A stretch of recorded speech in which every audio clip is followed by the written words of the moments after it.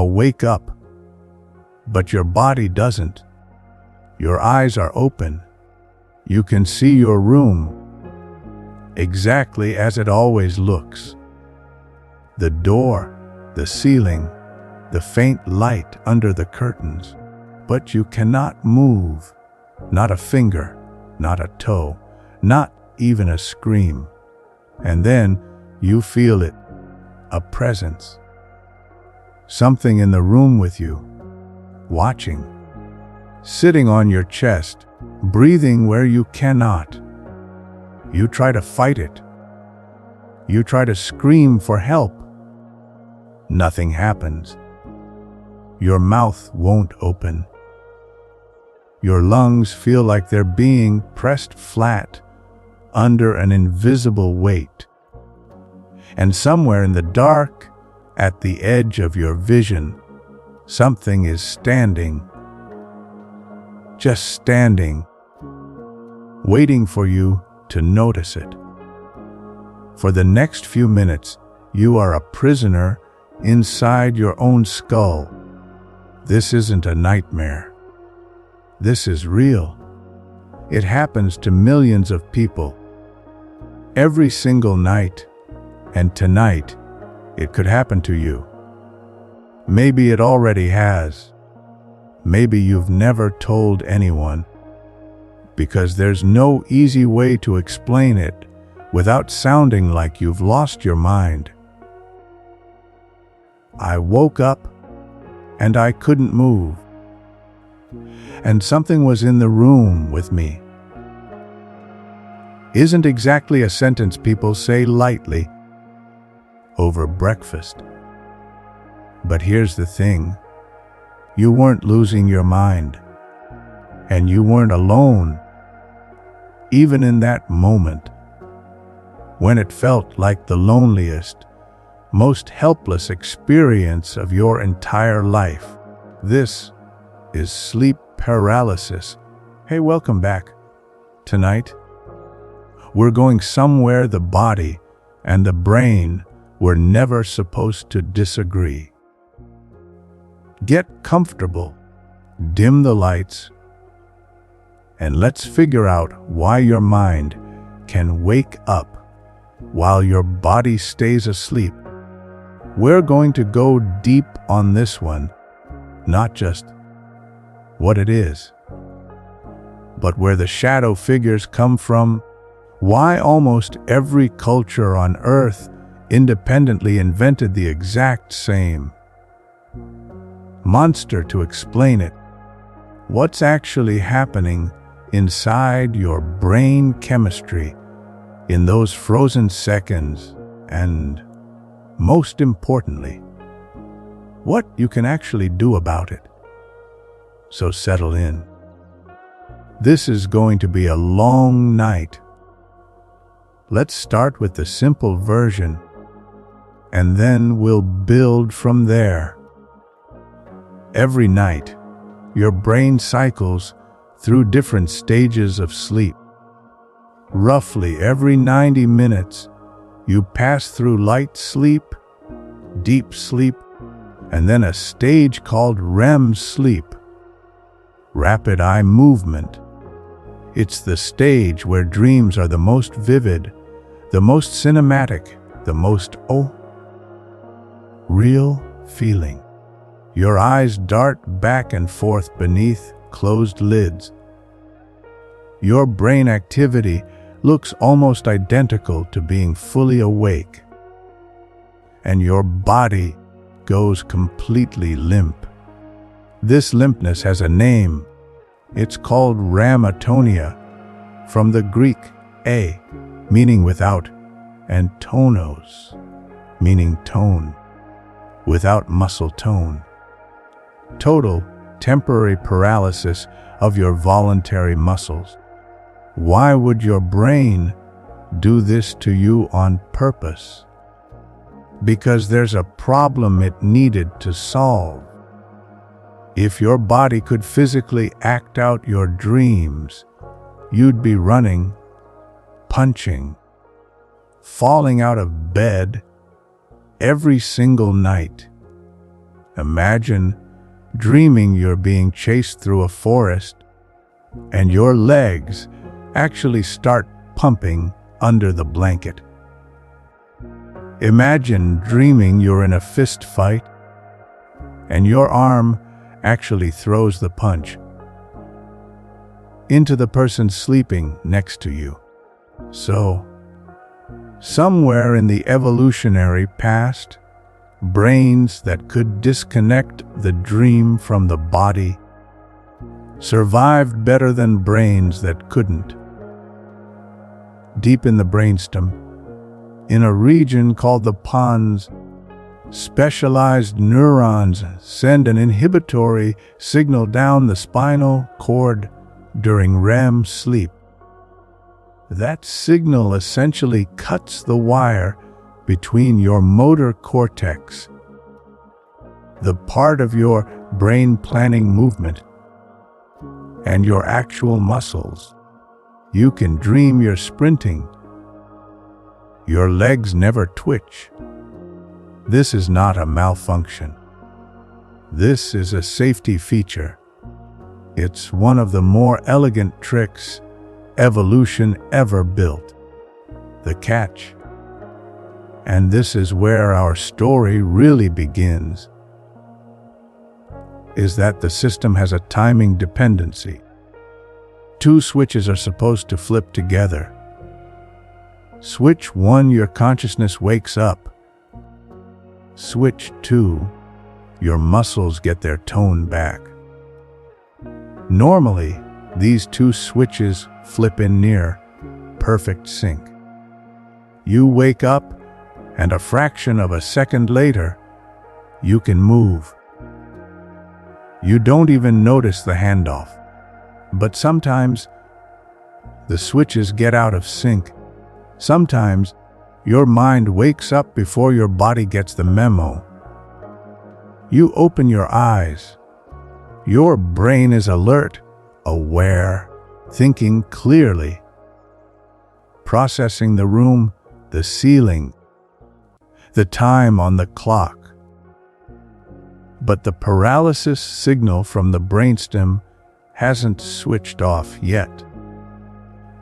You are, for a few terrifying moments, fully conscious, inside a body that refuses to obey you.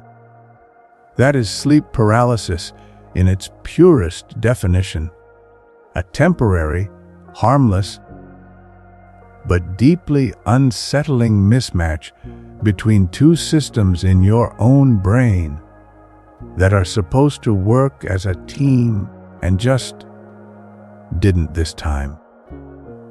It's technically classified as a parasomnia, a category of sleep disorders that includes sleepwalking, night terrors, and REM sleep behavior disorder. But unlike most parasomnias, which involve your body doing things it shouldn't, sleep paralysis is the opposite. It's your mind doing something it shouldn't. Waking up too early into a body that's still, quite literally, asleep. And here's a detail that surprises most people: this isn't rare. Depending on which study you look at, somewhere between 20 and 40% of people will experience at least one episode of sleep paralysis in their lifetime.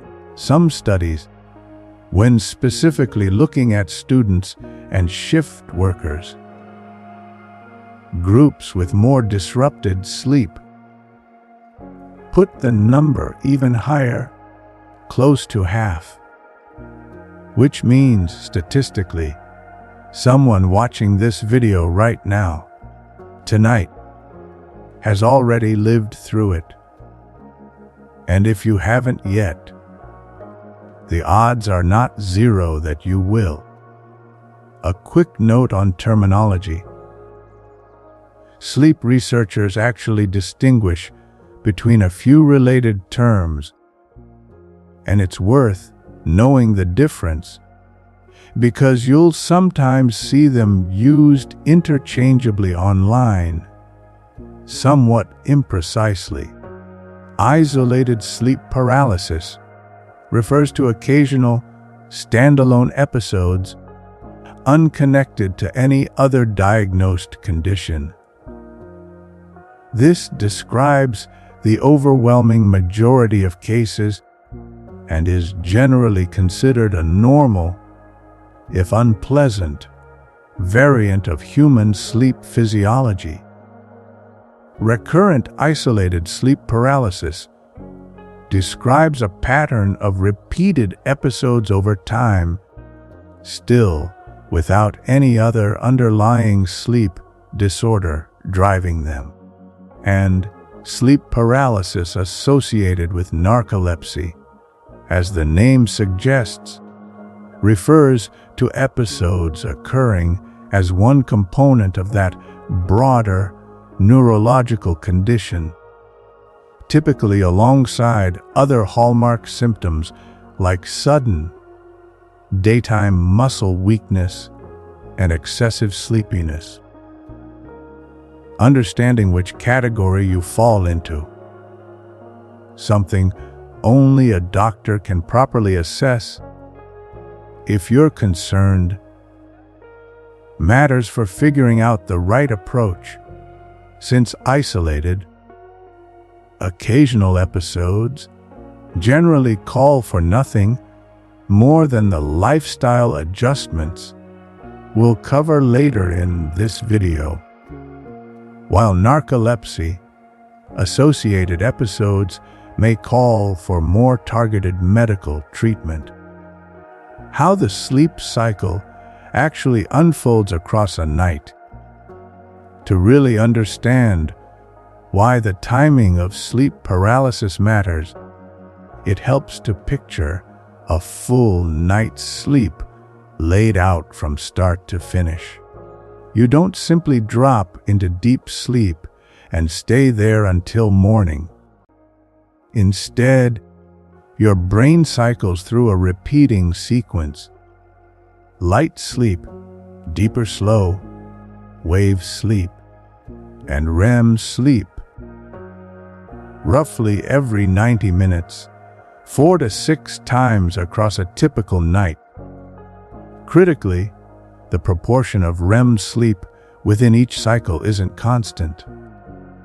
Early cycles, closer to when you first fall asleep, contain relatively little REM sleep, dominated instead by deep, slow wave sleep. But as the night progresses, each successive cycle contains progressively more REM sleep and correspondingly less deep sleep.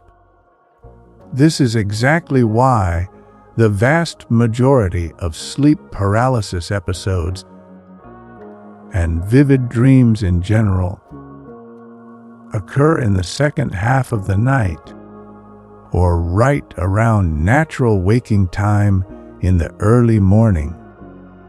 Your brain simply spends far more time in REM sleep during those final hours, which means far more opportunities for that delicate wake up and regain muscle tone handoff to slip out of sync. This also explains why naps, particularly longer naps taken later in the day, carry a disproportionately higher risk of triggering an episode relative to their short duration.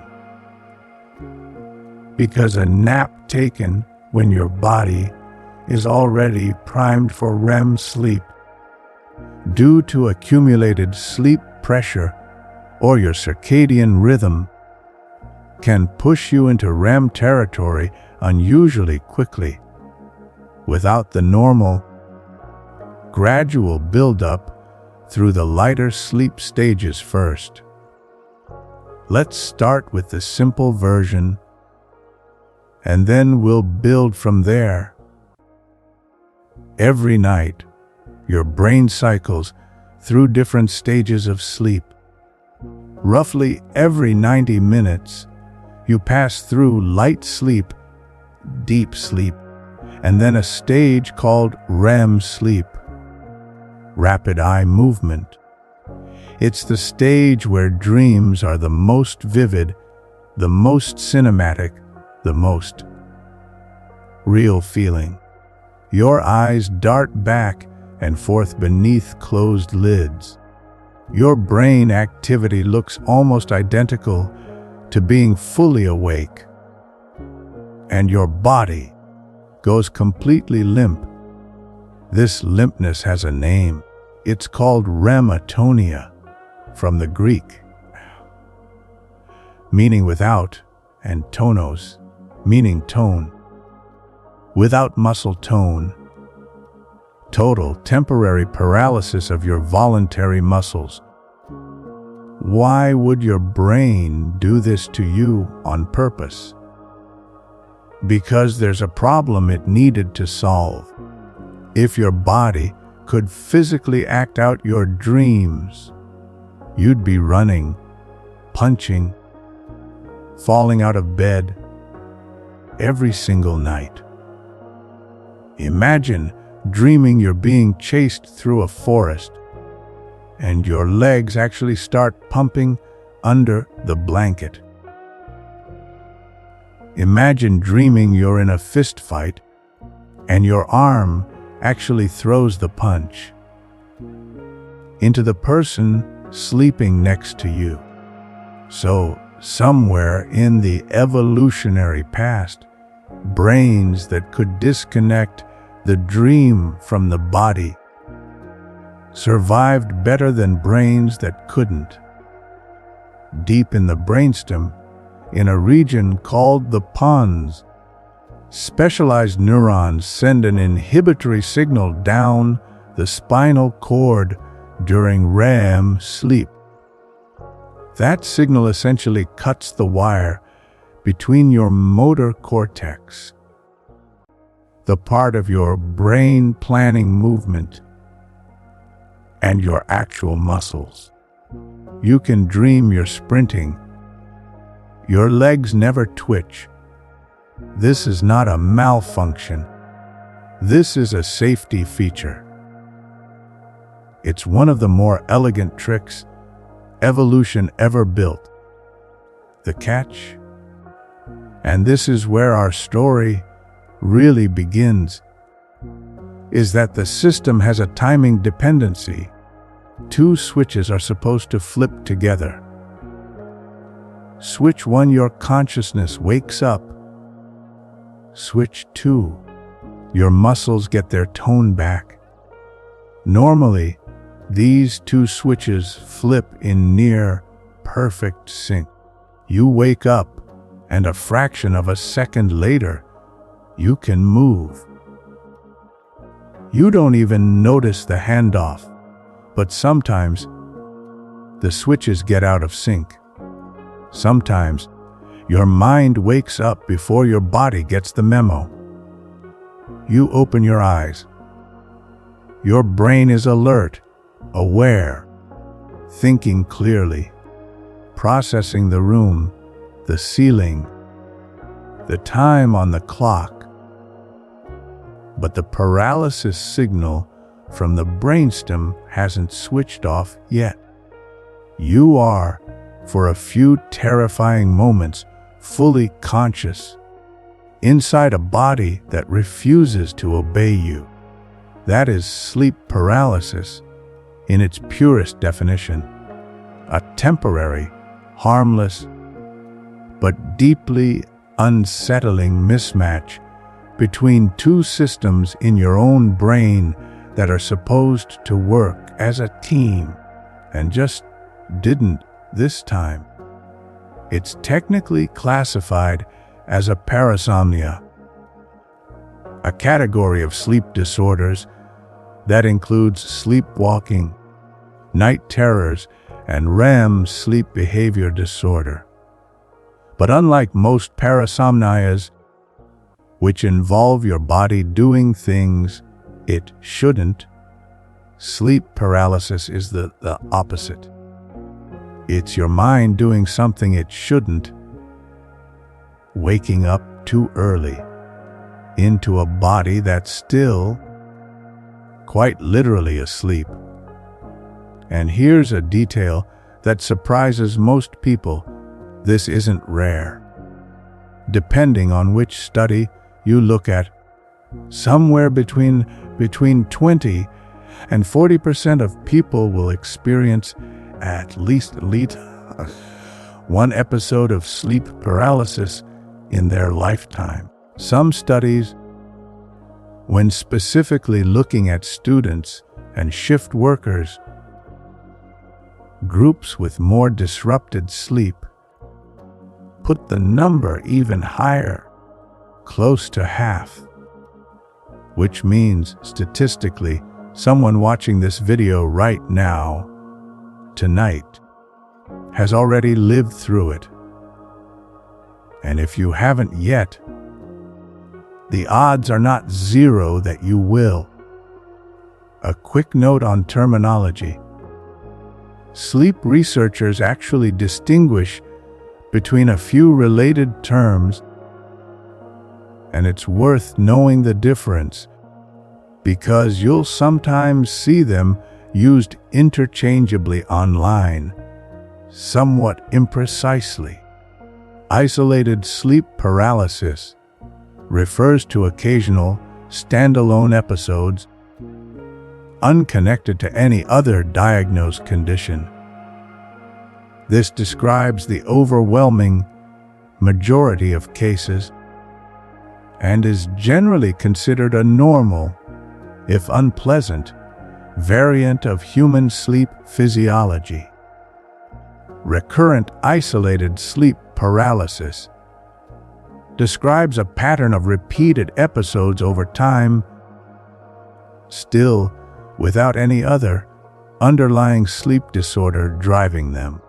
And sleep paralysis associated with narcolepsy, as the name suggests, refers to episodes occurring as one component of that broader neurological condition, typically alongside other hallmark symptoms like sudden daytime muscle weakness and excessive sleepiness. Understanding which category you fall into, something only a doctor can properly assess if you're concerned, matters for figuring out the right approach, since isolated, occasional episodes generally call for nothing more than the lifestyle adjustments we'll cover later in this video. While narcolepsy-associated episodes may call for more targeted medical treatment, how the sleep cycle actually unfolds across a night. To really understand why the timing of sleep paralysis matters, it helps to picture a full night's sleep laid out from start to finish. You don't simply drop into deep sleep and stay there until morning. Instead, your brain cycles through a repeating sequence: light sleep, deeper slow wave sleep, and REM sleep, roughly every 90 minutes, 4 to 6 times across a typical night. Critically, the proportion of REM sleep within each cycle isn't constant. Early cycles, closer to when you first fall asleep, contain relatively little REM sleep, dominated instead by deep, slow wave sleep. But as the night progresses, each successive cycle contains progressively more REM sleep and correspondingly less deep sleep. This is exactly why the vast majority of sleep paralysis episodes, and vivid dreams in general, occur in the second half of the night or right around natural waking time in the early morning. Your brain simply spends far more time in REM sleep during those final hours, which means far more opportunities for that delicate wake up and regain muscle tone handoff to slip out of sync. This also explains why naps, particularly longer naps taken later in the day, carry a disproportionately higher risk of triggering an episode relative to their short duration. Because a nap taken when your body is already primed for REM sleep due to accumulated sleep pressure or your circadian rhythm can push you into REM territory unusually quickly, without the normal, gradual buildup through the lighter sleep stages first. If you want proof that sleep paralysis is a universal human experience and not some modern anomaly created by screens or stress or modern life, look no further than folklore. Long before anyone understood REM atonia, or the amygdala, or neurotransmitters, cultures all over the world were independently describing the exact same event and inventing the exact same category of monster to explain it. The Old Hag, England and North America. In English and early American folklore, the experience was known as being hag-ridden. The image was consistent: an old woman, sometimes a witch, would sit on the chest of the sleeper at night, pressing the air from their lungs, holding them immobile while they were fully aware but powerless. The term nightmare itself comes from this: mare, referring not to a horse, but to a mythological demon that sat upon sleepers' chests, suffocating them with terrifying dreams.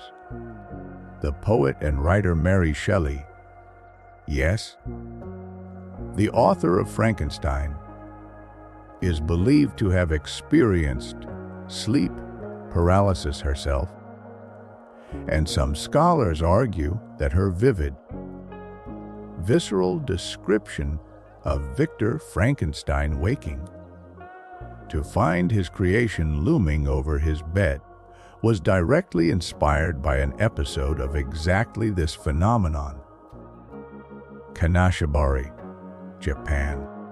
In Japan, the experience is called kanashibari, which translates roughly to bound in metal or fastened tightly. Traditional explanations attributed it to spiritual forces, and it remains a widely recognized term in Japanese culture even today, folded into common vocabulary the way English speakers might casually say, "I got sleep paralysis last night." The Zanzibar Popo Bawa. On the island of Zanzibar, off the coast of Tanzania, a bat-winged demonic figure called Popo Bawa was blamed for nighttime attacks involving paralysis and terror. Sightings and reports of Popo Bawa surged periodically throughout the 20th century, occasionally triggering genuine, island-wide panic, entire communities sleeping outdoors in groups, convinced that safety came from numbers. Ephialtids, ancient Greece. The ancient Greeks had their own name for it. Ephialtes, meaning one who leaps upon, The description, again, involved a demon leaping onto the sleeper's chest, crushing the breath from their lungs. The night hag of the Caribbean and the Ogun Oru of Nigeria. In parts of the Caribbean, similar experiences were attributed to spirits or witches draining the life from sleepers. Among the Hausa people of Nigeria, a condition called Ogun Oru, meaning night battle, described spiritual attacks occurring during sleep, and interestingly, was studied by researchers and found to correlate strongly with classic markers of sleep paralysis and panic-related sleep disturbances. Newfoundland's Old Hag. Perhaps the most academically significant cultural study of sleep paralysis comes from Newfoundland, or Canada, where folklorist David Hufford conducted extensive fieldwork in the 1970s, interviewing residents about experiences of being hagged, waking paralyzed, sensing a malevolent presence, feeling crushing pressure on the chest. Hufford's work became foundational in the scientific study of sleep paralysis because it demonstrated rigorously that these experiences were remarkably consistent across a population, independent of what people already believed or expected to happen.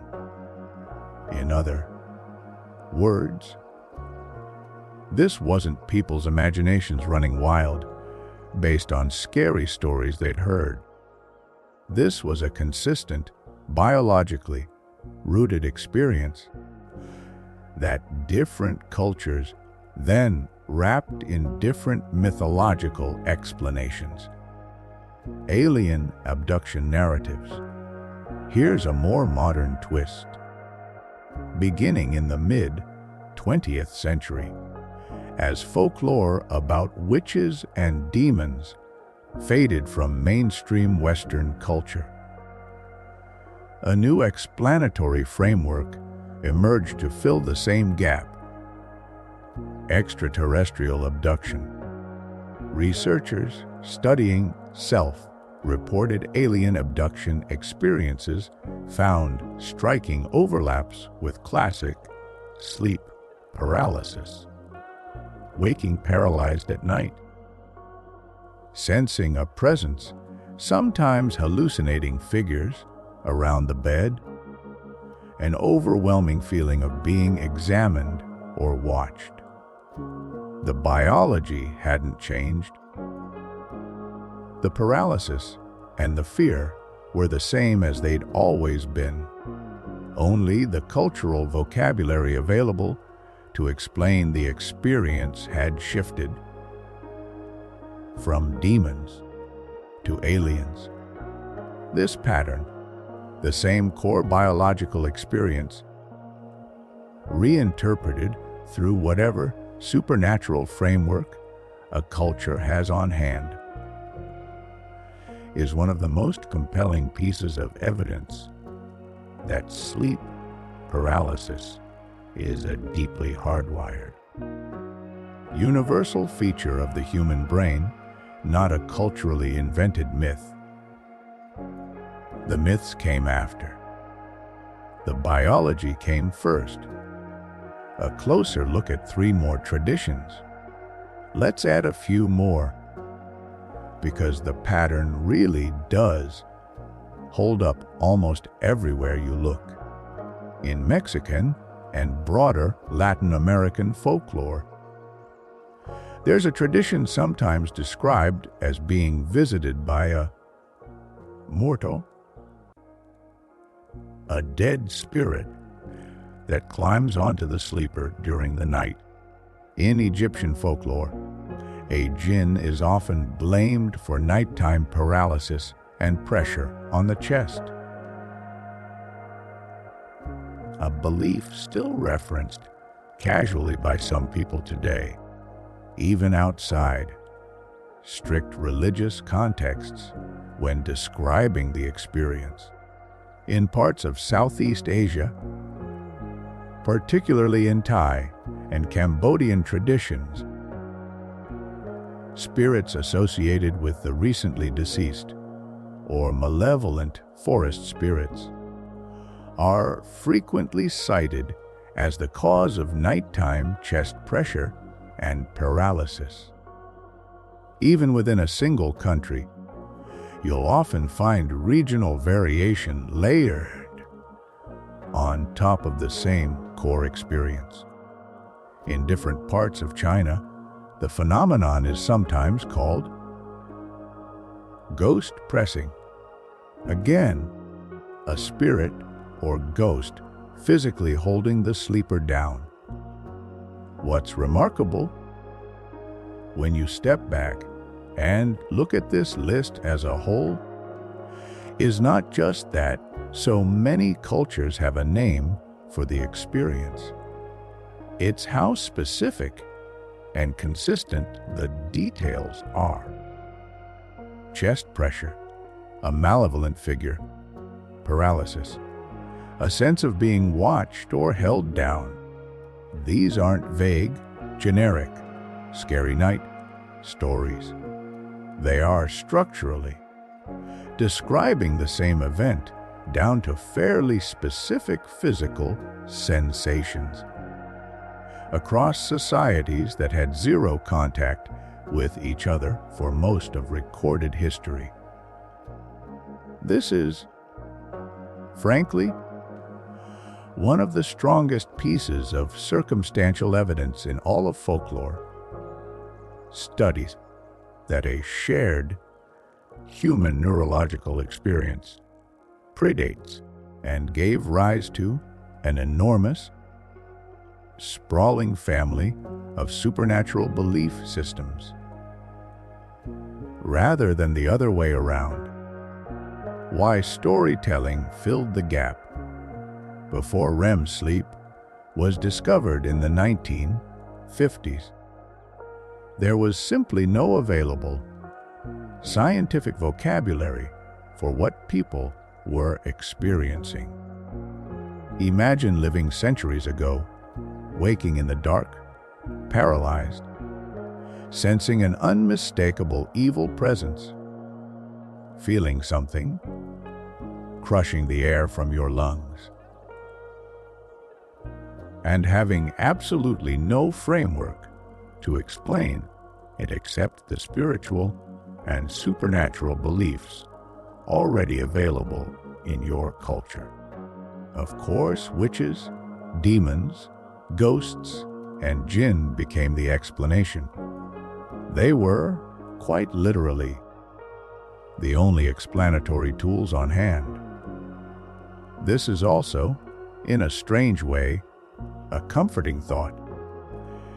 It means that the fear you might feel during an episode of sleep paralysis connects you to an unbroken chain of human experience stretching back through every documented civilization in history. You are not broken. You are not uniquely cursed. You are experiencing something profoundly, universally human. Let's go a layer deeper now into the neuroscience, because this is where the story gets genuinely fascinating. The chemistry of paralysis. REM atonia is orchestrated by a delicate balance of neurotransmitters. Acetylcholine levels rise during REM sleep, driving the vivid dream activity and the rapid eye movements the stage is named for. At the same time, two other neurotransmitters, serotonin and norepinephrine, drop to their lowest levels of the entire sleep cycle. These two chemicals are heavily involved in regulating muscle tone and alertness during waking hours. When they bottom out, and specific neurons in the brainstem, in a region called the sublaterodorsal nucleus, activate, they trigger a cascade that ultimately releases inhibitory neurotransmitters, specifically glycine and GABA, onto the motor neurons controlling your skeletal muscles.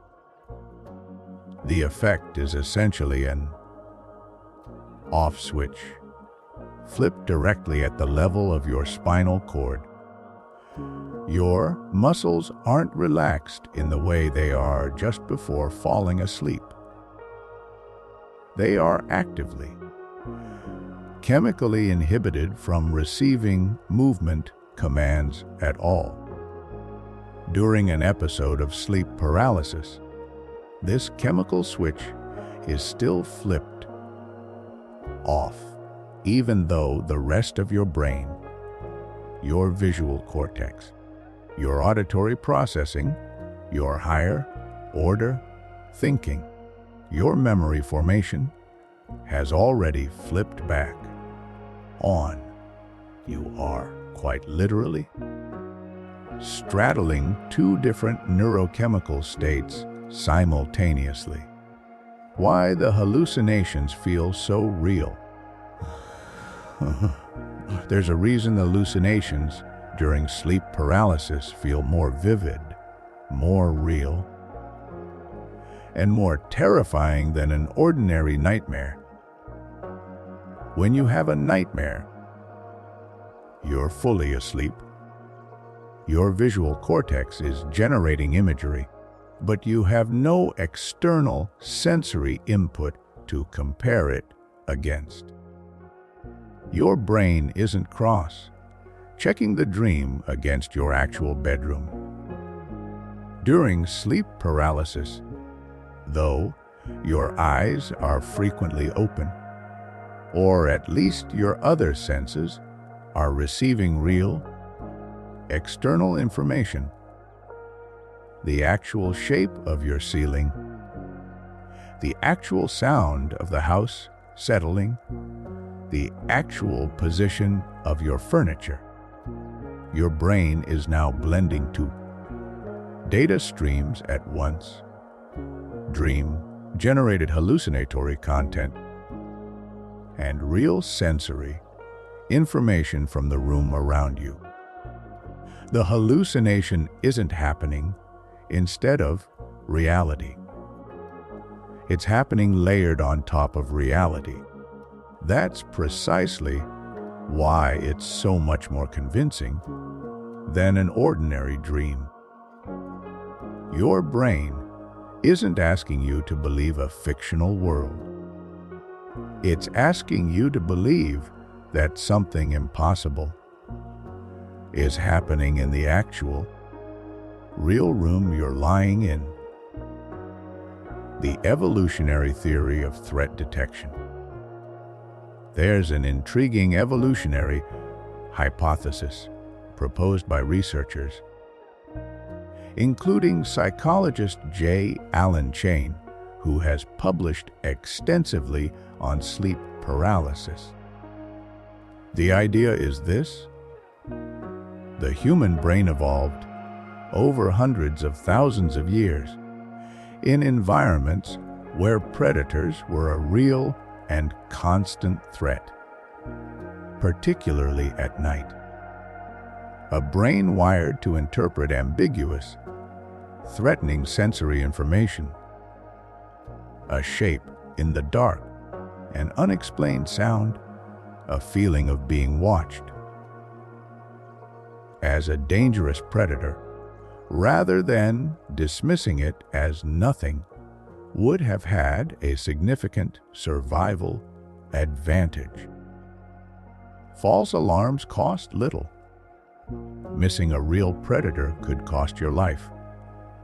Under this theory, the sensed presence and intruder.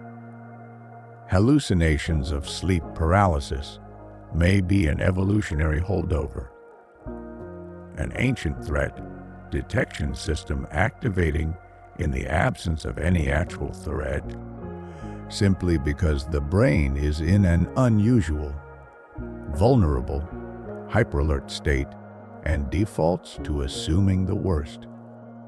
Vestibular motor misfires, the floating, falling, and out of body sensations tie back to your vestibular system, the sensory system, based largely in your inner ear, responsible for balance and spatial orientation. This system is normally fed a continuous stream of information, cross-referenced constantly with your visual input and your sense of your body's position in space. During sleep paralysis, with your body immobile and your brain in this strange hybrid state, the vestibular system can generate signals of spinning, floating, drifting upward that go completely uncorrected by the usual checks and balances.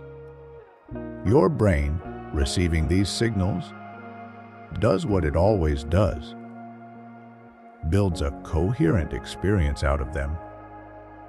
The result feels, to the person experiencing it, exactly like leaving their physical body behind. Why the chest pressure specifically? It's worth pausing on this one detail, because it's so consistently reported that it deserves its own explanation. During REM sleep, your breathing naturally becomes shallower and more irregular than during other sleep stages. Partly because the same muscle inhibition that paralyzes your limbs also affects your intercostal muscles, the muscles between your ribs that assist with deep breathing. Your diaphragm keeps working, since it has to, or you'd stop breathing entirely. But the assisting muscles are dampened. The result, for many people, is breathing that feels shallower and more restricted than normal waking breathing. Add to that a racing heart rate, driven by amygdala activation and the general physiological arousal of a threat response, and you get a very specific, very convincing bodily sensation. Tightness in the chest, difficulty drawing a full breath, a pounding heartbeat. Your brain, already primed to interpret ambiguous signals as danger, doesn't experience this as my intercostal muscles are temporarily inhibited during REM sleep. It experiences it as something is sitting on me. The incubus hallucination isn't a random invention. It's a remarkably logical, if terrifying, interpretation of real physiological data, filtered through a fear-primed brain. The role of the prefrontal cortex. One more piece worth understanding. During ordinary waking life, your prefrontal cortex, the brain's center for rational evaluation and impulse control, constantly filters and contextualizes the raw sensory and emotional signals coming from deeper, more primitive brain structures like the amygdala. It's the part of you that hearing a strange noise at night, calmly reasons, that's probably just the house settling, instead of immediately assuming a threat during REM sleep. And critically, during the hybrid state of sleep paralysis, prefrontal cortex activity is significantly reduced compared to normal waking function. This means the rational, contextualizing, calm down, that's probably nothing, voice in your head is running at a fraction of its usual strength, right at the exact moment your amygdala is running at its most intense. It's a genuinely unfair mismatch. Maximum fear signal, minimum rational filtering, and that combination alone goes a long way toward explaining why the experience feels so overwhelmingly, disproportionately terrifying compared to almost anything you'd encounter while fully awake. So why does this happen to some people far more often than others? Why do some people go their entire lives without a single episode, while others experience it regularly, sometimes multiple times a month? Research points to a cluster of contributing factors, and it's worth going through each one carefully. Sleep deprivation. This is, by far, the most consistently identified trigger across nearly every study on the subject. Running on too little rest disrupts your normal sleep architecture, and specifically increases the likelihood of what's called REM rebound, where, after a period of insufficient sleep, your brain compensates by pushing you into REM stages more abruptly and more intensely. This abrupt transition appears to increase the odds of the mind-body desynchronization that produces sleep paralysis. Irregular sleep schedules, jet lag, rotating shift work, inconsistent bedtimes, anything that disrupts your circadian rhythm, the internal biological clock regulating your sleep-wake cycle, appears to significantly raise the risk. Shift workers in multiple studies report sleep paralysis at notably higher rates than the general population. Sleeping on your back. This is one of the more curious, consistently replicated findings in sleep paralysis research. The supine sleep position, lying flat on your back, is strongly linked to higher rates of episodes compared to sleeping on your side or stomach.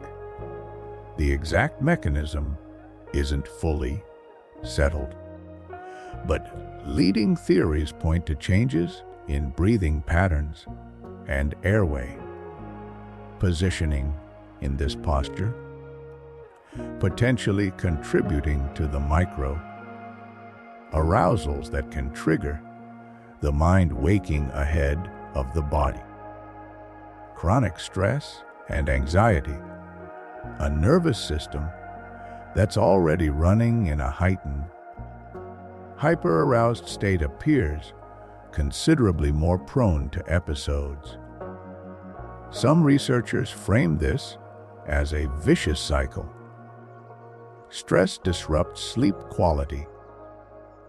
Disrupted sleep quality increases the likelihood of sleep paralysis, and the terrifying experience of sleep paralysis itself then increases anxiety, particularly anxiety specifically around the act of falling asleep, which can further disrupt sleep quality. For some people, this becomes a self-reinforcing loop that can take real effort to break. Post-traumatic stress and anxiety disorders. Multiple studies have found elevated rates of sleep paralysis among people with post-traumatic stress disorder and various anxiety disorders. This connection appears to run in both directions. Trauma and chronic anxiety appear to increase vulnerability to episodes, and in turn, the hallucinatory, terrifying nature of the episodes can itself function as a distressing, sometimes re-traumatizing experience for people already managing these conditions. Narcolepsy and other sleep disorders. Sleep paralysis is one of several classic symptoms associated with narcolepsy, a neurological condition affecting the brain's ability to regulate sleep-wake cycles.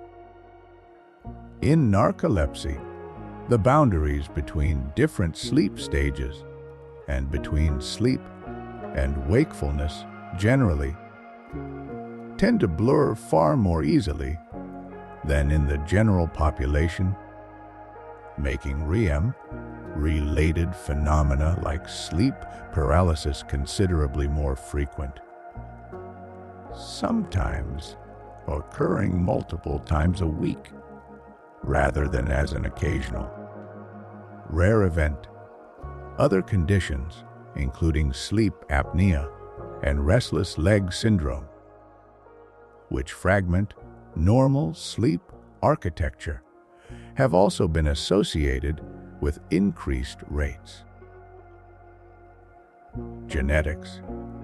Twin studies have suggested a heritable component to sleep paralysis susceptibility, meaning that if close family members experience it, your own likelihood may be somewhat elevated.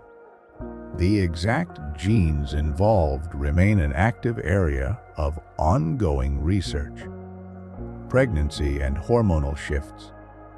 Some research has pointed to elevated rates of sleep paralysis during pregnancy, likely tied to a combination of factors: significant hormonal fluctuation, changes in sleep position preferences and physical comfort, more fragmented and disrupted overall sleep, and often heightened anxiety, all of which independently line up with known risk factors we've already discussed.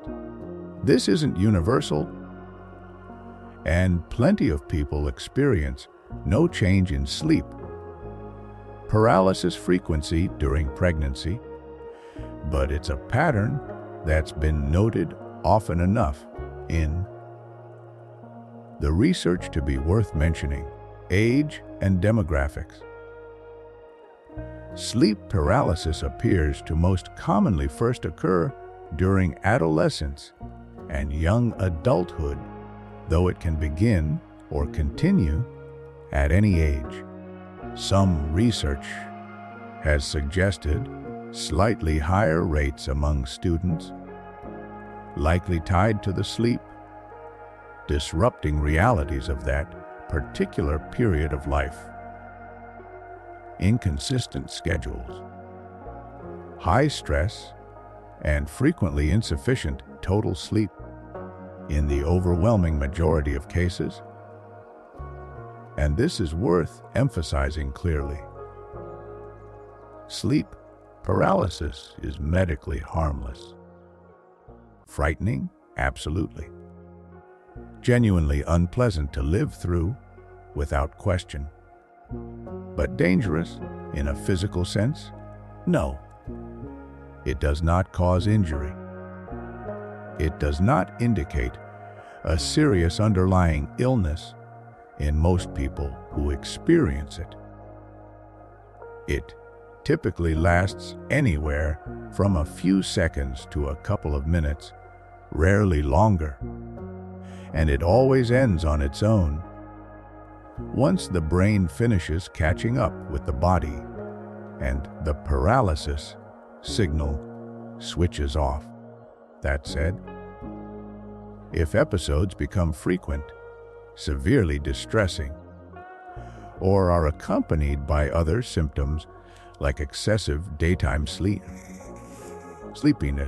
or sudden muscle weakness when laughing or experiencing strong emotion, it's worth discussing with a doctor, since these can sometimes point toward an underlying condition like narcolepsy that benefits from proper diagnosis and management.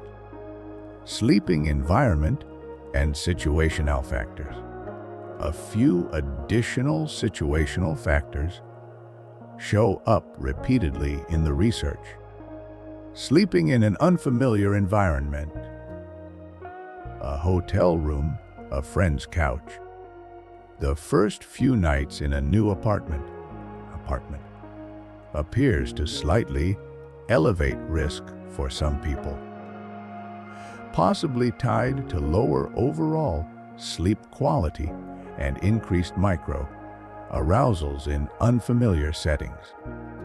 Napping, particularly longer daytime naps that push the brain into REM sleep, has also been associated with a higher likelihood of experiencing an episode during the nap itself, since naps often involve exactly the kind of abrupt, disrupted sleep stage transitions that seem to set the stage for the mind-body desynchronization we've been describing.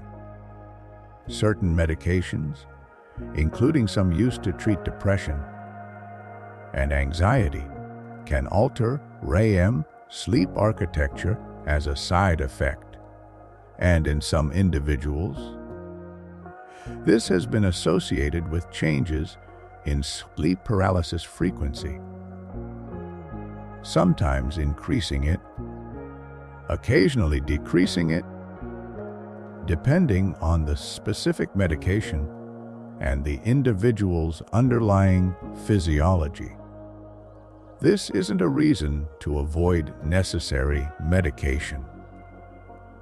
It's simply worth mentioning to a doctor if you notice a pattern after starting something new. Cultural belief and expectation. Interestingly, some research suggests that people who are already familiar with the concept of sleep paralysis, who've heard of it, read about it, seen a video like this one, may experience somewhat less overwhelming fear during their own episodes, precisely because part of their brain, even in that hybrid, semi-conscious state, retains a flicker of recognition. I know what this is. This doesn't eliminate the fear entirely. The amygdala doesn't appear much about what you intellectually know, but it does appear to provide at least some buffering effect for many people, which is, in a small way, part of the point of a video like this one. CCTON 6. Documented cases and the scientific study of the phenomenon.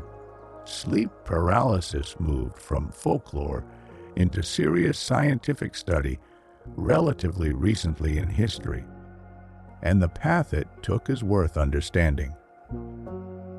For centuries, physicians largely dismissed reports of nighttime paralysis and demon sightings as superstition, or occasionally misattributed them to other conditions entirely.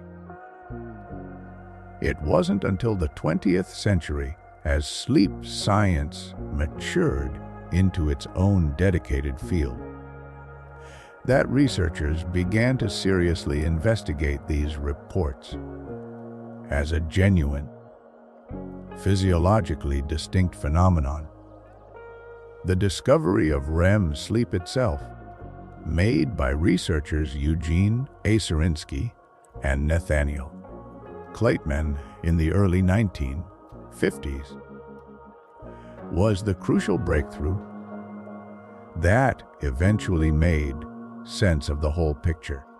Once scientists understood that the brain deliberately paralyzes the body during REM sleep, the mechanism behind sleep paralysis suddenly had a clear physiological explanation, rather than remaining a mysterious folk phenomenon. David Hufford's fieldwork in Newfoundland during the 1970s, which we touched on earlier, became one of the most cited studies in establishing sleep paralysis as a consistent, cross-culturally recognizable experience rather than a culturally specific superstition. His approach was notably rigorous. He didn't simply collect scary stories. He systematically documented the specific, recurring physiological and perceptual details reported by people who had never heard of the old hag tradition before their own experience, and found the details matched anyway. That consistency, appearing independent of prior cultural exposure, was powerful evidence that something real and biological was driving the experience. Psychologist J. Allen Chain, whose evolutionary threat detection theory we discussed earlier, has spent much of his career building large-scale surveys and questionnaires. Most notably the Waterloo Unusual Sleep Experiences Questionnaire, used widely in subsequent research to systematically catalog and categorize the specific hallucinatory content people report.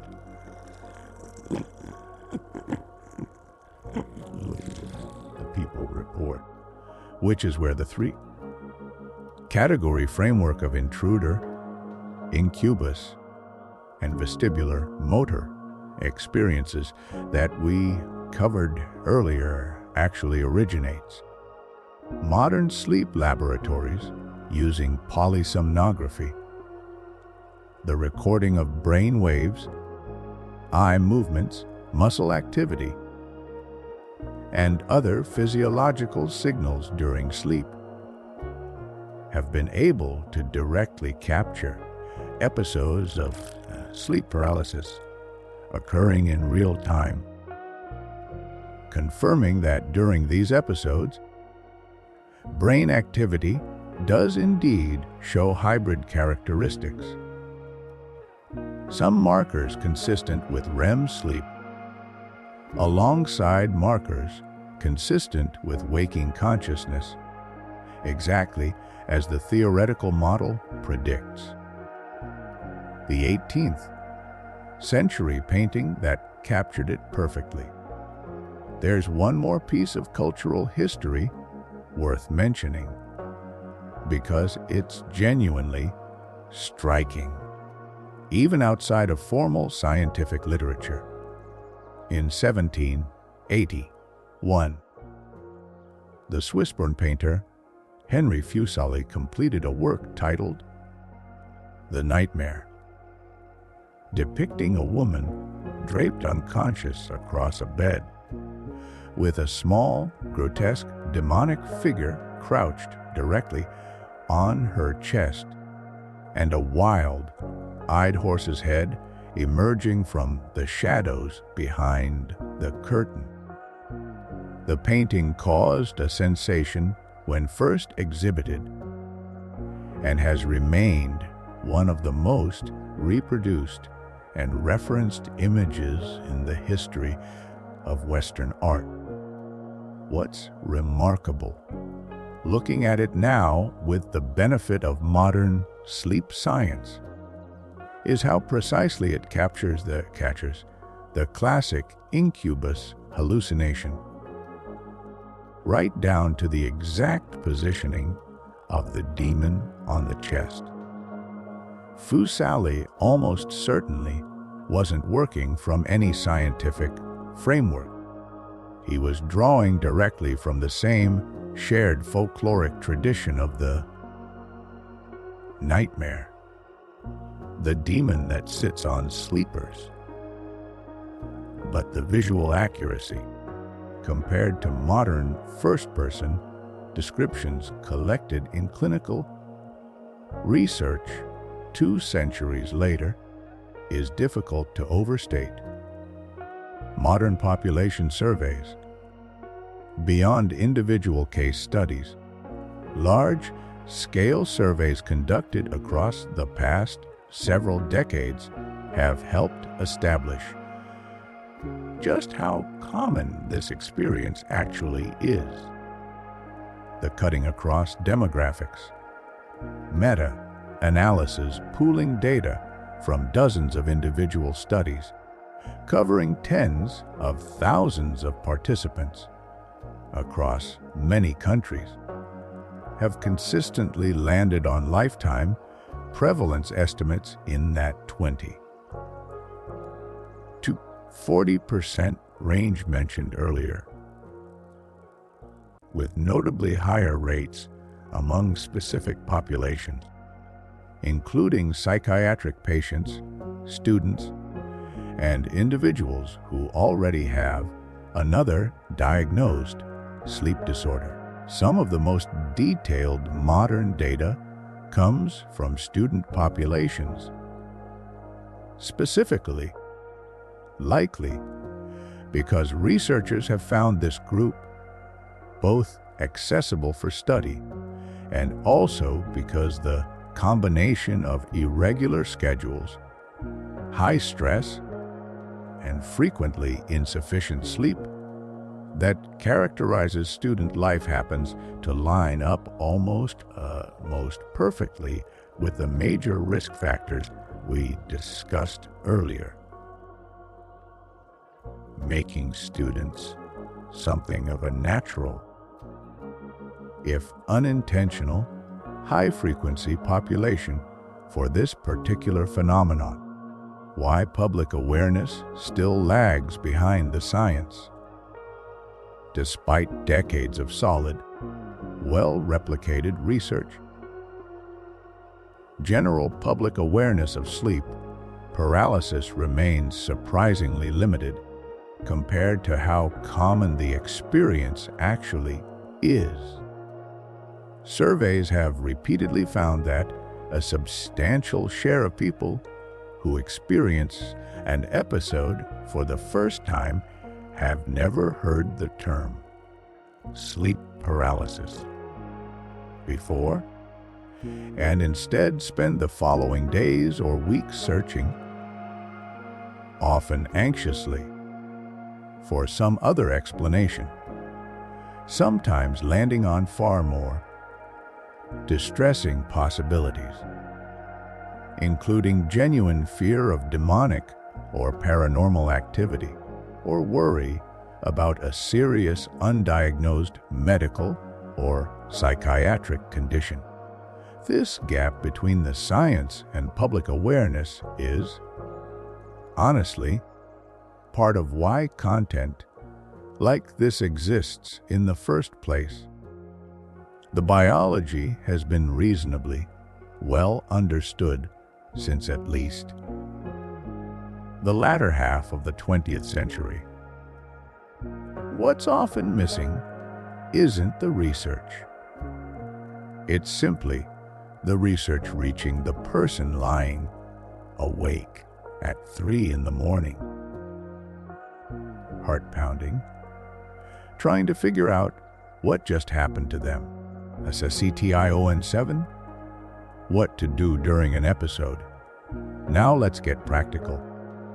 If it happens to you, and statistically, it might, here's what actually helps, based on both clinical recommendations and consistent patterns reported by people who've learned to manage it.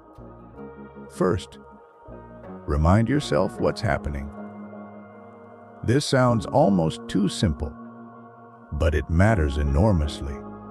In the moment, understanding, even just a flicker of recognition, that this is sleep paralysis, a known, harmless, temporary phenomenon, rather than an actual supernatural attack, can meaningfully reduce the panic response. Panic tends to intensify the hallucinations and prolong the subjective experience of being trapped. Recognition, even partial recognition, tends to shorten it. Second, stay as calm as you possibly can. I know, easier said than done. While feeling a crushing weight on your chest and sensing a shadow figure at the foot of your bed. But an elevated panic response appears to feed directly into the amygdala, driven hallucinatory content, making the experience worse and, in many reported cases, lasting longer. Slow, deliberate breathing, even though it may feel restricted, can help regulate this response. Third, try to move something small. Rather than attempting to move your whole body at once, which frequently fails and increases frustration, try focusing all your effort on a single small movement. One finger, your tongue, or your eyes, blinking deliberately and repeatedly. Many people who've learned to manage recurring episodes report that small, targeted movements succeed in breaking the paralysis considerably faster than trying to leap up all at once. Fourth, focus on your breathing pattern deliberately. Even though breathing can feel constrained during an episode, deliberately slowing and deepening your breath, to whatever extent you're able, signals safety to your nervous system, and several clinical sleep specialists recommend this as a practical, in-the-moment coping technique. Fifth, remember it will end. Every documented episode of sleep paralysis ends. It is, by definition, a temporary state. The paralysis signal will switch off, typically within a couple of minutes at most, often much sooner. Holding on to that fact, even as a small anchor point in your mind during the experience, can help you ride it out without the panic spiraling further. For some people, especially those who experience episodes repeatedly, cognitive behavioral techniques practiced ahead of time, not in the moment, can meaningfully reduce both the frequency and the distress of episodes. This includes deliberately rehearsing calm, factual self. Talk about the nature of the experience during waking hours. so that the response becomes more automatic when an actual episode occurs. Sixth, anchor yourself with a pre-decided mental script. Some sleep specialists recommend deciding in advance, during a calm and fully awake moment, exactly what you'll say to yourself if an episode occurs. Something simple and factual. This is sleep paralysis. It's temporary. My brain woke up before my body. It will pass in under 2 minutes. Having this script already built, rather than trying to construct a rational thought from scratch while your amygdala is firing at full intensity, gives your mind something concrete to reach for in the moment. And several clinicians who specialize in parasomnias report that patients who practice this technique describe noticeably shorter, less distressing episodes over time.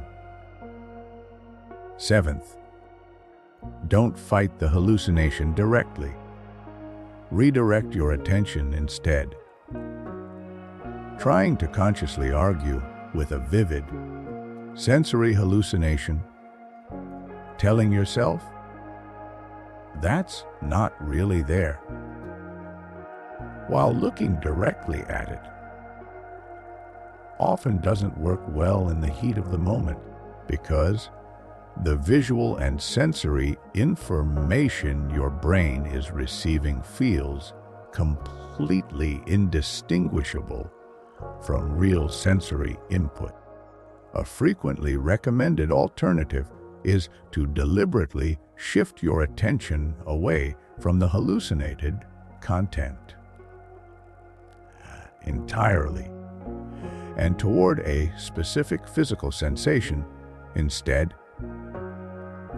The feel of the mattress beneath you, the texture of the pillow, the specific temperature of the air. This kind of grounding technique, borrowed directly from anxiety and panic, disorder management more broadly, gives your attention somewhere else to go, rather than remaining locked onto the frightening hallucination. Eighth, avoid holding your breath. A common, understandable instinct during the chest pressure sensation is to hold your breath entirely, almost bracing against the pressure. Unfortunately, this tends to intensify the panic response and the physical sensation of restriction. Consciously choosing instead to breathe out slowly, even if it feels difficult, tends to help more than fighting for a full, deep breath all at once. What about waking someone else up? If you sleep with a partner, it's worth knowing that in many cases, sleep paralysis episodes are at least partially interruptible from the outside. A partner gently touching you or speaking your name can sometimes be enough to break the paralysis early, since external sensory stimulation appears to help accelerate the brain's transition out of the lingering REM-related muscle inhibition. If you experience frequent episodes and share a bed with someone, it may be worth discussing this in advance so they know what's happening and how they might help, rather than being alarmed themselves by seeing you lying rigid and wide-eyed, unable to respond. Tau 8. Long-term prevention. If episodes are happening to you regularly, there are meaningful evidence-backed steps you can take to reduce how often they occur. Prioritize consistent sleep scheduling, going to bed and waking up at roughly the same time every day. Yes, even on weekends, is one of the single most effective changes you can make. Irregular schedules are one of the most consistently identified triggers, and stabilizing your circadian rhythm directly addresses the root cause for a large proportion of people who experience recurring episodes. Get enough total sleep. Chronic sleep deprivation is the other major, consistently identified trigger. Most adults need somewhere between 7 and 9 hours of sleep per night. Consistently falling short of that appears to significantly raise your odds of experiencing an episode. Consider your sleep position. Given the strong association between back sleeping and sleep paralysis, some people find that deliberately training themselves to sleep on their side reduces episode frequency. Simple techniques like sewing a small ball or pocket into the back of a sleep shirt to make back sleeping physically uncomfortable have been used successfully by some people managing frequent episodes, manage stress and anxiety.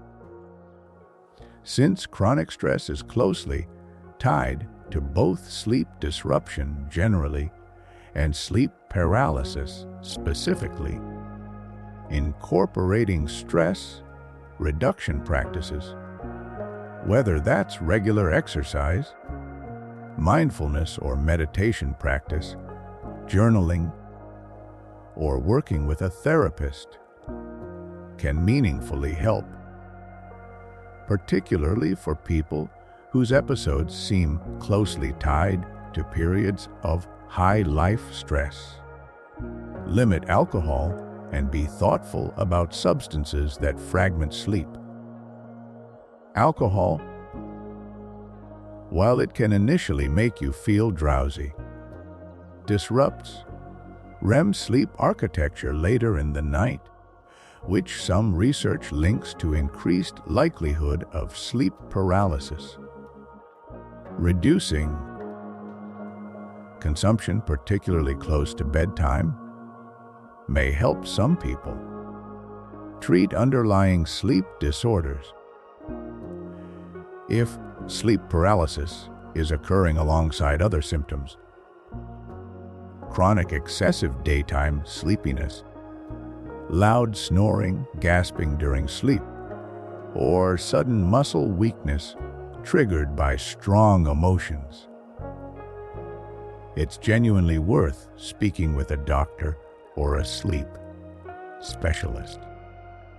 Conditions like narcolepsy and sleep apnea are diagnosable and treatable, and addressing them directly often significantly reduces or even resolves associated sleep paralysis episodes.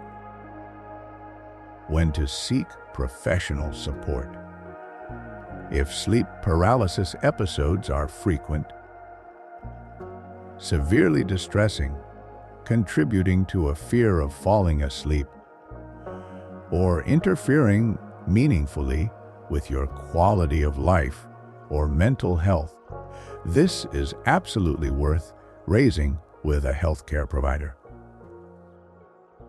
There are effective, evidence-based approaches, including specific forms of cognitive behavioral therapy adapted for sleep paralysis. And there's no reason to simply endure it in silence if it's significantly affecting you. Build a wind-down routine that actually works. Beyond just picking a bedtime, the 30 to 60 minutes before sleep matter enormously for sleep quality generally, and by extension, for sleep paralysis risk specifically.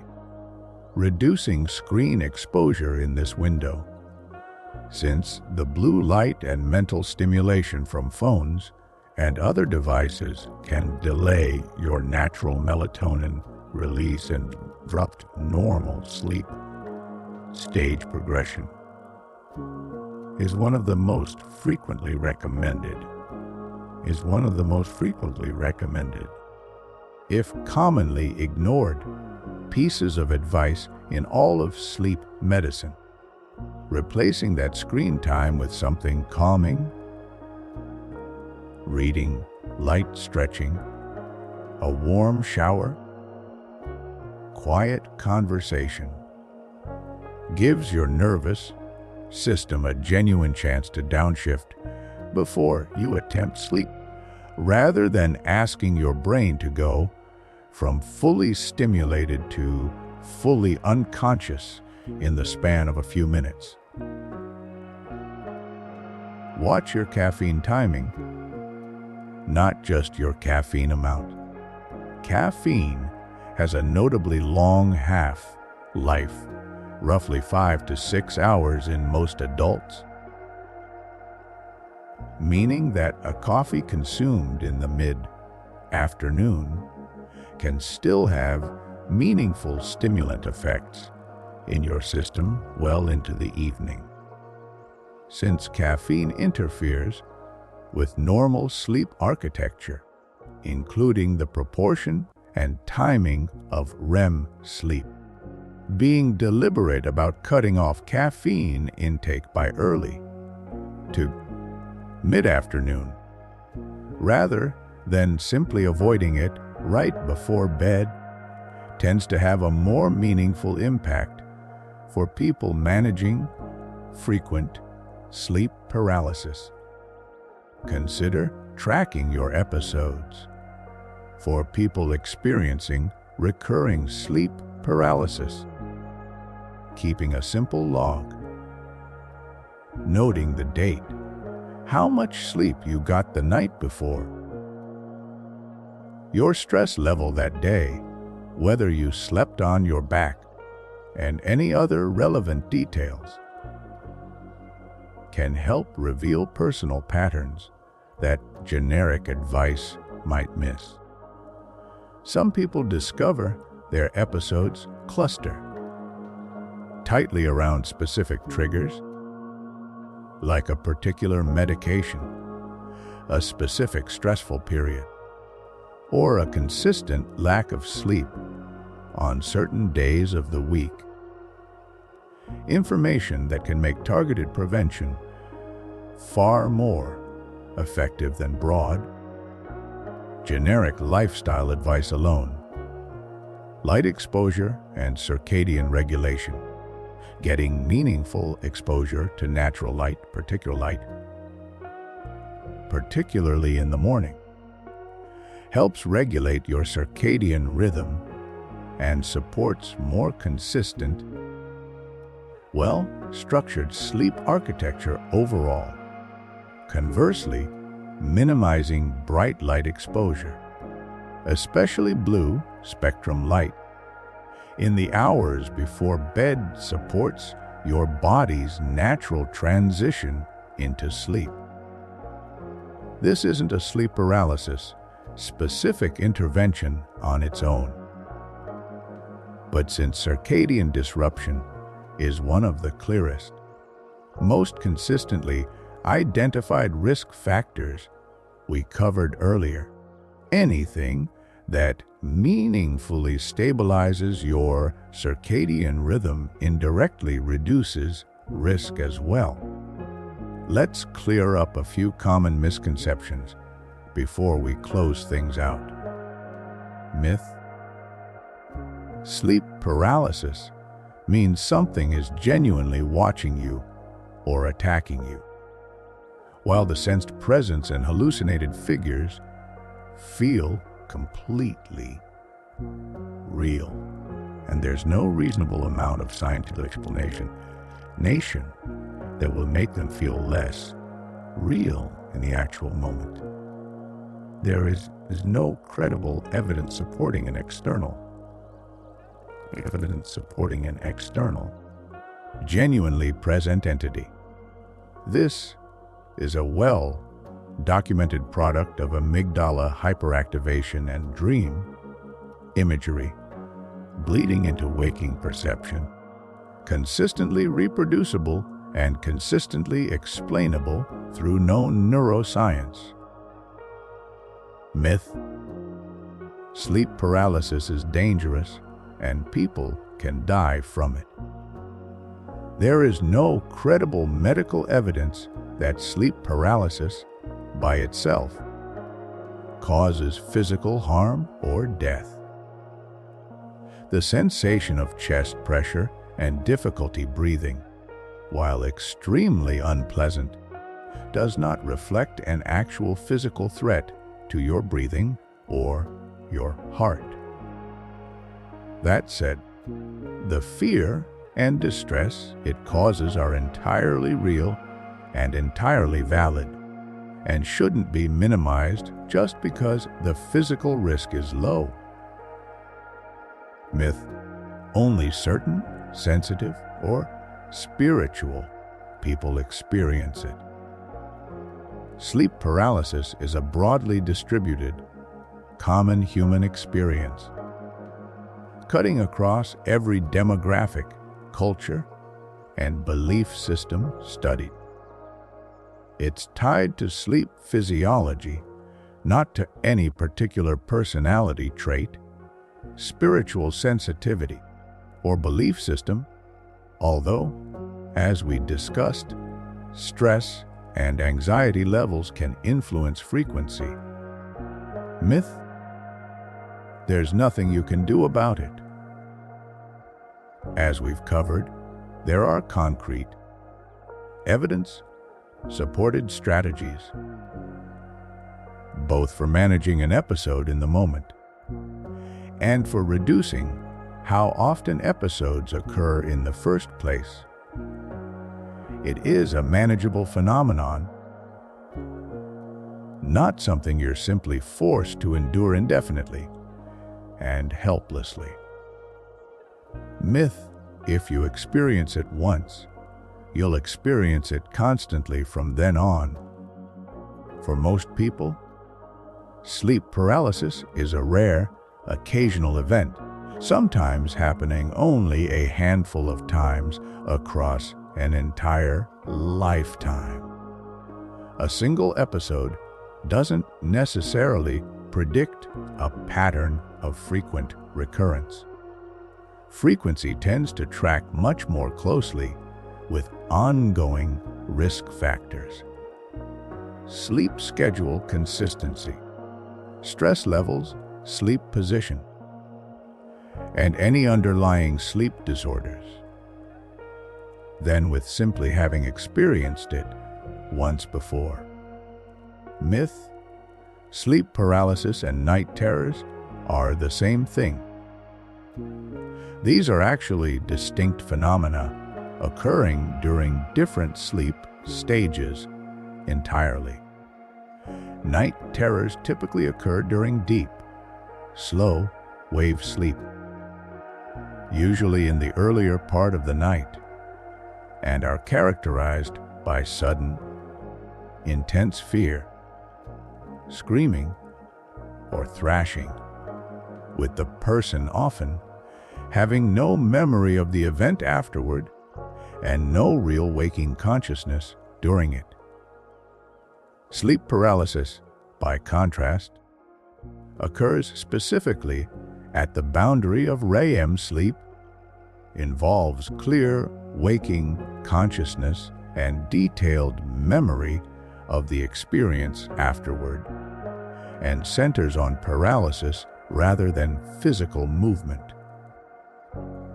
They're both classified as parasomnias, and both can be distressing, but the underlying mechanisms, typical timing, and subjective experience are quite different. It's worth pausing to notice just how deeply this phenomenon has seeped into modern storytelling, often without audiences even realizing they're watching a fairly precise depiction of a real physiological event. Horror films have leaned on the imagery of sleep paralysis for decades, frequently without ever naming it directly. The classic monster standing silently at the foot of the bed while the protagonist lies frozen scene, used in countless horror movies, is structurally almost a shot-for-shot recreation of a typical intruder-type hallucination. Filmmakers didn't need to study neuroscience to land on this imagery. They were drawing on the same well of all of shared human experience that produced the Old Hag, the Popobawa, and Kanashibari centuries earlier. There have also been documentaries and films that address sleep paralysis directly and explicitly. Rodney Asher's 2015 documentary, titled simply The Nightmare, is built entirely around first-person interviews with people describing their own recurring episodes, paired with stylized dramatic reenactments of their hallucinations. It remains one of the most widely referenced pieces of media, specifically built around this phenomenon. And it's a genuinely useful watch for anyone who wants to hear, in people's own words, just how consistent these experiences are across completely different individual lives. Video games and internet horror communities have also picked up the imagery extensively. Shadow figures, chest-crushing pressure, and inability to scream have all become recognizable horror tropes precisely because so many people in the audience have either experienced something similar themselves or know someone who has. It's a rare case where genuinely universal human biology has become, almost accidentally, one of the most reliable shared reference points in horror storytelling worldwide. There's an interesting side effect of all this media exposure, too. Some sleep researchers have raised a reasonable question. Does growing cultural awareness and exposure to vivid depictions of sleep paralysis in film and online content shape what people hallucinate? They're in their own episodes. The honest answer is probably, to some degree, at the margins. The underlying biology, the paralysis, the amygdala activation, the chest pressure, appears to be a fixed, universal substrate. But the specific hallucinated content layered on top, the exact appearance of the figure, for instance, may be somewhat shaped by whatever imagery a person's brain has already been exposed to. Whether that's a childhood ghost story, a horror movie, or a folkloric tradition passed down through their family. The stage is the same the world over. The costume the mind reaches for during the show can vary depending on what's already sitting in the wardrobe. Before we close out, let's run through a handful of questions that come up again and again whenever this topic is discussed. Can sleep paralysis be a sign of a serious mental illness? In the vast majority of cases, no. Occasional, isolated episodes are considered a normal variant of human sleep physiology, not a symptom of psychiatric illness. That said, as mentioned earlier, there are documented associations between sleep paralysis and certain conditions, including anxiety disorders and post-traumatic stress disorder. So, if episodes are frequent and are occurring alongside other symptoms of significant psychological distress,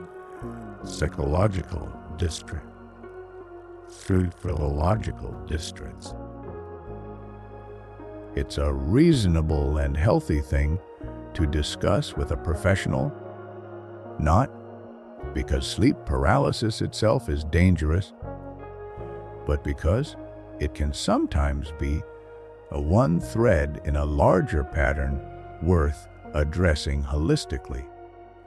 Is it true that you can control or even enjoy sleep paralysis? Some people who experience frequent episodes report that, over time, with practice and familiarity, they've learned to reduce their fear response, and, in rare cases, even find the experience curious or interesting rather than purely terrifying. There's also a related, more deliberate practice, sometimes associated with lucid dreaming communities, where some individuals intentionally induce sleep paralysis, like states as a gateway into lucid dreams or out of body experiences. This is a genuinely fringe and personal practice, not something backed by mainstream clinical recommendation, and for the average person experiencing unwanted episodes, the priority remains reducing frequency and managing fear, not intentionally seeking the experience out. Can children experience sleep paralysis? Yes, although it's less commonly reported in young children compared to adolescents and adults. Likely partly because younger children may struggle to articulate or fully process the experience, and partly because the underlying sleep stage transitions may simply behave somewhat differently in a developing brain. Onset most commonly begins during the teenage years. Does sleep paralysis run in families?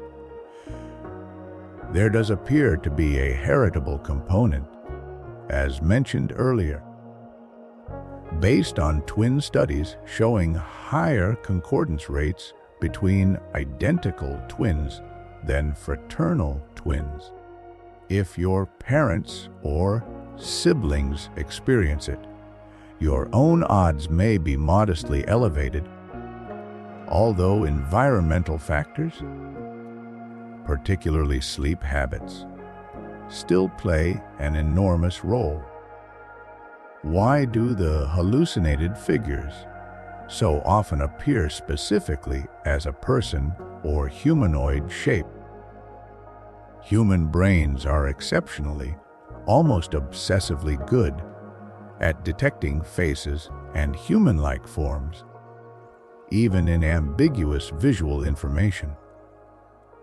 A well-documented phenomenon called pareidolia combined this innate pattern detection bias with an amygdala screaming threat and a visual cortex still partly running dream generation processes, and a humanoid shape is, in some sense, the path of least resistance for your brain to construct. It's the same underlying tendency that makes people see faces in clouds, in wood grain, in the front grille of a car, just weaponized by fear, in the dark at 3 in the morning. Is there any upside to sleep paralysis at all? It's a strange thing to ask, but some researchers and clinicians who work with people managing frequent episodes note that understanding the phenomenon deeply, genuinely learning the biology behind it, is one of the most effective tools available for reducing its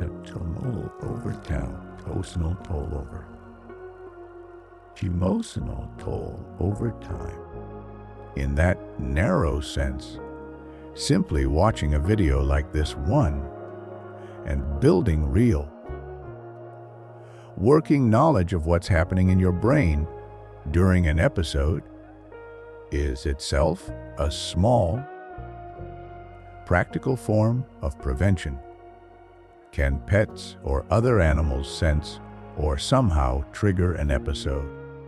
There's no scientific evidence supporting the idea that animals can trigger, cause, or sense a supernatural presence associated with sleep paralysis. That said, pets sleeping in the same room may occasionally contribute indirectly through ordinary means. A cat jumping onto the bed, a dog shifting position, small nighttime disturbances that fragment sleep slightly and increase the odds of the kind of disrupted sleep. Stage transitions we've discussed throughout this video. Nothing mystical, just one more everyday variable affecting overall sleep continuity. Does it help to sleep with a light on? Some people who experience frequent episodes report that sleeping with a dim light on makes the experience feel somewhat less frightening when it occurs, since the hallucinated figures and shadows associated with the intruder type experience may feel less convincing in a partially lit room. This isn't a rigorously studied clinical intervention, and bright light can itself interfere with sleep quality. So, it's more of a personal comfort measure some individuals choose to try, rather than a formal, evidence-based recommendation. HCC Style 11, where the research goes from here. Even though sleep paralysis has been studied seriously for decades now, there's still real, active research happening and a handful of open questions worth knowing about. Better real-time brain imaging. Historically, most direct laboratory observation of sleep paralysis has relied on polysomnography, which is excellent for tracking brain waves, eye movement, and muscle activity, but doesn't give researchers a detailed, moment-by-moment picture of exactly which brain regions are active during a hallucination as it unfolds. Newer studies are increasingly combining sleep labs with more advanced imaging techniques, aiming to capture, in far greater detail, precisely how activity shifts between the amygdala, the visual cortex, and the prefrontal cortex during an active episode, refining and potentially revising parts of the current model we've described tonight. Genetic research. As mentioned earlier, twin studies have established a heritable component to sleep paralysis susceptibility, but researchers are still working to identify which specific genes are involved. Some early work has pointed toward genes associated with circadian rhythm regulation and REM sleep control more broadly.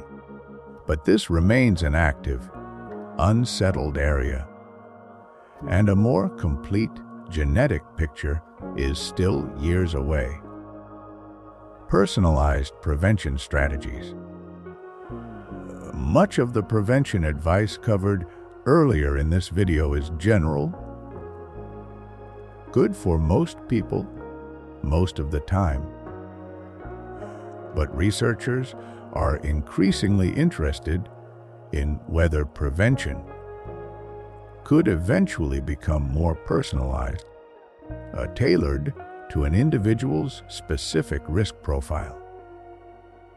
Their particular combination of sleep position tendencies, stress patterns, circadian type, and any underlying sleep or psychiatric conditions.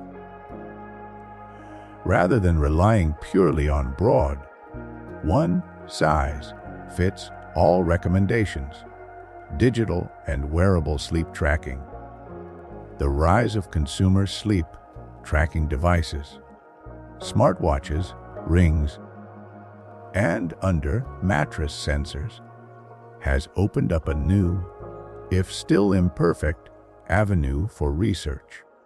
While consumer devices don't yet match the precision of full clinical polysomnography, some researchers are exploring whether large-scale data from these wearables, collected from thousands or even millions of users who voluntarily share their data, might reveal broader patterns in sleep paralysis frequency tied to real world factors like travel across time zones, seasonal changes, or major disruptions to daily routine. At a scale that traditional lab-based studies simply can't match. The connection to lucid dreaming research. There's a growing body of research exploring the relationship between sleep paralysis and lucid dreaming. The ability to become aware that you're dreaming while still asleep, and, in some cases, exert some degree of control over the dream. Both phenomena appear to involve similar hybrid states of consciousness, where waking awareness and REM sleep processes overlap. Some researchers believe a deeper understanding of one could meaningfully inform the other, potentially opening up new therapeutic techniques for people who experience distressing, frequent sleep paralysis by borrowing stabilization and calming techniques already developed within the lucid dreaming research community. Cross-cultural clinical study. Much of the formal clinical research on sleep paralysis historically has been concentrated in North America, Europe, and parts of East Asia. Researchers have increasingly called for broader, more geographically diverse clinical study, given how strongly cultural context appears to shape both the interpretation and the reported distress levels associated with episodes. Expanding this research base could help clarify which parts of the sleep paralysis experience are truly universal biology and which parts are shaped more heavily by local, cultural framing. None of this changes the core picture we've built across this video tonight. The mechanism is well established, well replicated, and well understood at a fundamental level. But sleep science, like most fields of neuroscience, keeps refining its picture year by year, and it's genuinely likely that some of the specific details covered in this video will be sharpened or partially revised as research continues. CLOCNG So the next time you wake up and your body won't listen, remember everything we've just covered. It's not a ghost. It's not a demon. It's not aliens standing at the foot of your bed. It's two ancient, finely tuned systems in your own brain, the briefly running out of step with each other. A wake up switch that flipped a little too early, and a paralysis switch that hadn't quite caught up yet. Terrifying, absolutely, without question. The fear is completely real, even when the monster isn't. Dangerous, in any lasting physical sense, no. But here's the part that I find genuinely remarkable. The part that stays with me long after researching something like this. Right now, tonight, in bedrooms all over the planet, in Tokyo, in Lagos, in Newfoundland, in a college dorm room somewhere close to you, someone else is lying completely still, eyes open, paralyzed, staring into their own dark room, absolutely certain that something is standing beside their bed. They're living through exactly what we just spent this entire video explaining. Same biology, same ancient threat detection circuitry misfiring in the dark. Just a different room. A different culture's name for the shadow at the foot of the bed. And maybe that's the most useful thing to carry away from a video like this. Not just the mechanism, the acetylcholine, the amygdala, the sublaterodorsal nucleus quietly flipping its switch a little too slowly, but the reassurance underneath it. The fear is real. The threat never was. And every single person who has ever lain frozen in the dark, certain something was standing over them, has, eventually, without exception, been able to move again. We've covered a lot of ground tonight.